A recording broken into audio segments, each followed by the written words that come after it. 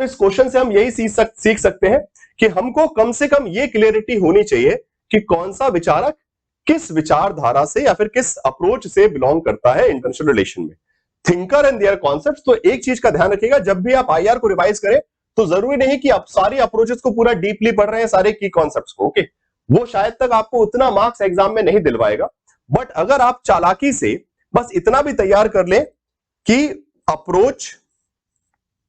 Approaches and thinker name, अगर आपने एक ये चीज कर ली, आपके पास कितनी 9 अप्रोचेस दी गई हैं। ओके, 9 की 9 अप्रोचेस और उससे रिलेटेड थिंकर्स के नाम भी अगर आप याद करेंगे तो आपके एग्जाम में गारंटीड अगर ऐसा क्वेश्चन आता तो बन जाएगा। ठीक है, पहला पॉइंट तो लिख लीजिए सभी लोग, एवरीवन।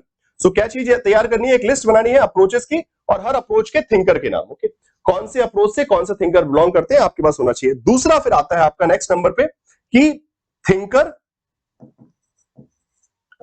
की कॉन्सेप्ट प्लस बुक। अब यहां से 2 सवाल आप कर सकते हैं। पहला सवाल मैच द फॉलोइंग वाला, जो कि अक्सर आता ही आता है, थिंकर का नाम, बुक का नाम, और दूसरा मैच द फॉलोइंग में भी आता थिंकर का नाम, कॉन्सेप्ट का नाम, या फिर सिंगल वन लाइनर क्वेश्चन जो आता है कि फलाना concept, for example secret dilemma का कॉन्सेप्ट किसने दिया, फाइन, या फिर सॉफ्ट पावर का कॉन्सेप्ट किसने दिया।